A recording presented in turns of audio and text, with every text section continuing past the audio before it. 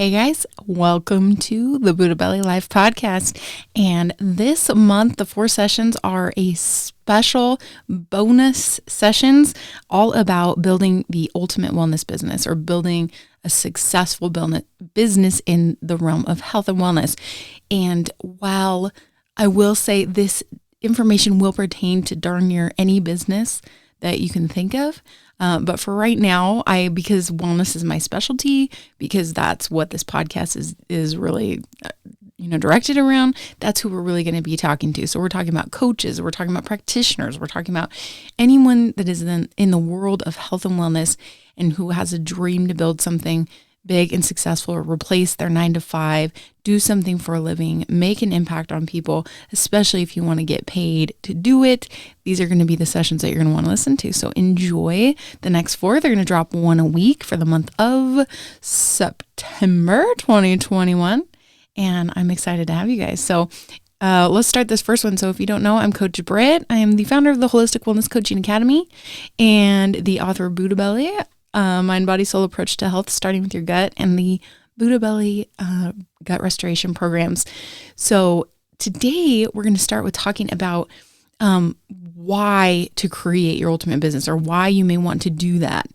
So a little bit about me is, one thing that I was able to do is I turned a passion for helping people into a business. I mean, isn't that what we really all would ultimately want?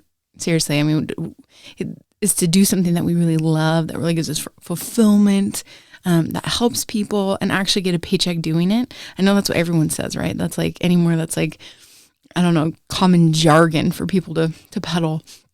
Make money doing what you love, but it's unfortunate that we live in a world that doesn't really do that very often. We're like, what is success? Hey, if you go to school and you get this degree or you do that, then you will have achieved success. And somehow we forget to ask people what makes them happy. And we forget that this life is a short ride, shorter for some than for others, but it's really small in the grand scheme of things. And we should be spending it doing things that are impactful, things that make us feel good, things that help people, and, getting paid accordingly if we choose to get paid by doing it. So that's the why, right? So today we're going to really talk about creating a great product. We're going to talk about creative strategy in business design, like cultivating what you want to do or elaborating on what you already do. This is kind of my forte, is creative strategy. I'm an ideas girl. You'll see me with the coaches. I coach them personally, and I'll be just throwing out all kinds of crazy ideas. And even though we have, hundreds of coaches, all their businesses are a little bit unique to them, and they're different from each other, even though they specialize in gut health. And there's a reason for that, because your business is representative of you. It's representative of your story. It is representative of your ideal client, of your passions, of your personality. There's no reason to form yourself to attract certain things or people. You should attract the people that are already going to be attracted to you by doing the things that you are already good at and taking it up a notch. So that's what we're going to talk about today. So creative business design. So creative business design is really cultivating something creatively to get paid doing it, based on what you love, the life you want, the things you do well, and where you're best suited. So what I like to tell people is start with what they love. Like, what do you love? If you could do anything, I like to ask them what they would do for free. If you could do anything for free, where do you find yourself in a grocery store interjecting, just, chomping at the bit to interject an opinion in someone's side conversation because you know so much about it and you just want to share it, from a good place? Where are you really passionate? Where would you volunteer for free? And I'm not saying that you have to make money doing everything that you love. There's plenty of space to do things from your heart and for free and volunteering your time. But where do you do that? Okay. Maybe you already tapped into that. For me, for a lot of you guys, I know a lot of you guys are in the wellness field, so you've probably already tapped into or desiring to tap into something where you're helping people get healthier or rehabilitate or do things in the wellness arena. So you already have that why you want to do it. You already kind of got your gears turning. So we start with our love. You love people. You love helping people. You love whatever, right? The second part, this is a part that not a lot of people ask themselves. especially in the entrepreneurship arena. And I'm a huge fan of entrepreneurship. I love business. I could just rally all day long in my business, and I would be very, very excited to do it. It would be a high to me. But I also very much love my kids and my family, and I understand that simplicity, that nature, that relationships, that dreams and peaceful time and things like that, quiet, meditation, prayer, all that stuff is an integral, non-negotiable piece of life, especially for me, right?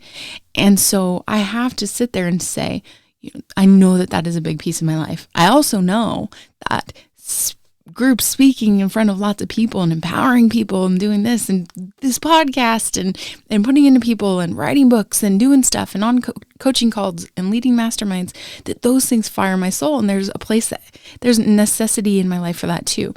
So to sit back, the second question that I like people to ask is really sit back and say, okay, you know what you love now, but what do you want your life to look like?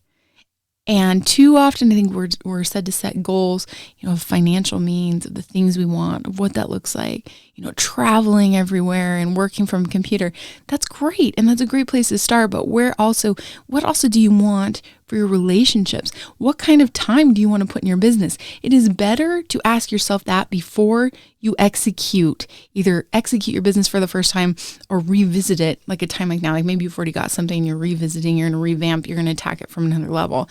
It's better to ask yourself now at the beginning than get there at the end and realize that you don't have time.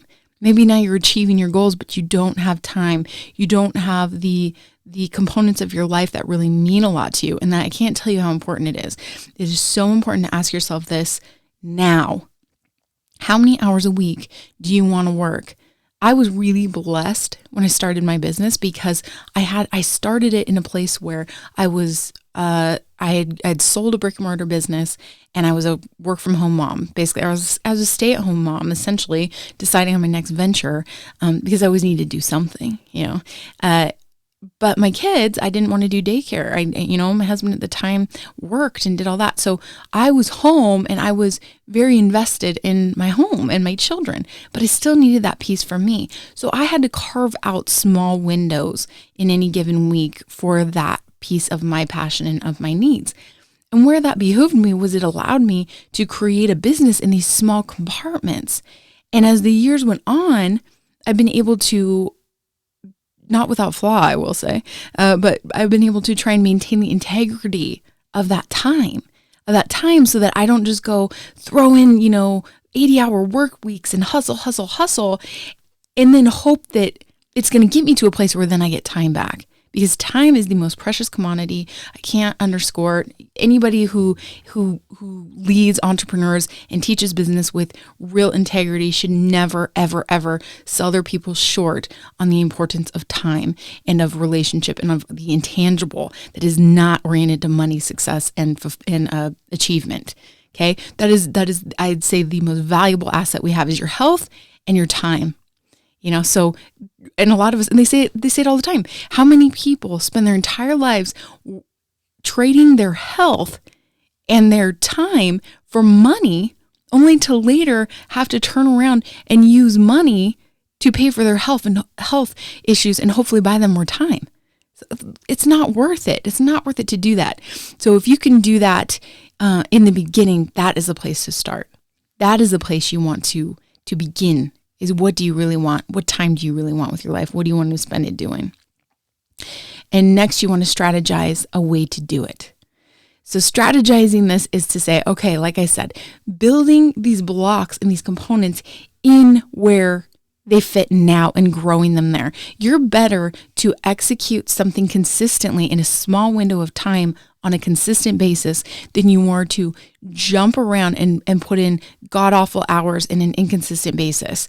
When you feel like it, when you're motivated, burn yourself out. We won't get quality by just adding more hours. We need quality most of the time over quantity, but we do need consistency. So one of the biggest things that I love to tell the coaches and that I'll say to anybody is find a window, find the smallest place that you can put in your calendar each week, day, whatever it is, that is non-negotiable, that is there to invest in your next venture, in the growth of your business, in the business you are creating or whatever. But show up consistently, make it non-negotiable. If it's 1 hour a week, start with 1 hour a week. And if you can do more than that, then great, do it. But make sure that you always show up for that 1 hour, because that is a strategy that if you start now, it will pay off in the long run. It will pay dividends on what you invest because you build on it. So while it may be something you're training in now, it may be sitting down and creating something and learning something. It may be getting the data for a future venture or, to advance something you're already doing. But doing that consistently, eventually then it will be executing part of that process that you've spent time studying. And after that, it's going to be nurturing that business that you spent time studying. And if you show up for that window over and over and over, then what you do is once that starts becoming profitable or it starts growing, then you can start altering the windows. You can start shifting. That 1 hour can now take 5 hours off your work week, and that 1 hour can turn into 6 hours that then puts you in a whole nother place. Before you know it, that 1 hour could replace your 40-hour work week or max you out at 15 hours a week if that's what suits your soul, because it's done consistently. And that's how we grow. That's how we can grow. We always think instead of go big or go home, right? I say that all the time. I say I'm a go big or go home kind of person because I kind of am. But we have to remember what means the most to us. And if we can do this in a way where we build from kind of like if you were to put a mold, right, around something. So we put this special gate around everything that is precious to us, and that is our time, right? And that is the things, the people and the relationships and our self-care and our health. So we put this thing around it and we say, I will not break this mold. Now our job is to maximize what we build inside of it. We're going to be efficient. We're going to be intentional. We're just in the quality that you're going to get inside of that window you built will be more and more. And then you can consciously decide if you expand that window, because you know that by expanding that window, you are trading for time. Maybe you're lucky and you're trading for time in a business or in a job that you don't want to do anymore or that you're working your way out of. And that's great. That's a great way to trade. But start with your max. Start with knowing where you're willing to grow to. Start with knowing where the boundaries of that mold are that you're going to grow within, instead of this, which is the opposite of how most people do it. They run 150% and they start with a lot of ambition and then they burn out fast. They burn out relationships. They burn out their body. They burn out their mind. They burn out their creativity and innovation and their ability to do this because they run too hard without limits. And you'd rather maximize, I promise you, maximize that quality over quantity. Strategize your way and it will be so much better. You will not regret it in the long run. You will succeed more. You'll enjoy the process and you'll have something that really, really suits your life. Thank you guys for joining us on this one today. So this is part 1. Join us next week for part 2, where we're going to actually talk about building your business machine. That is the process from point A to point Z, from, hey, you see me, to, hey, you're working with me, to, hey, you're getting paid for whatever it is that you're selling, that you're marketing, that your service is. We're going to talk more about that. We're going to talk about the importance of those components. So thank you for joining us, and we'll see you next week.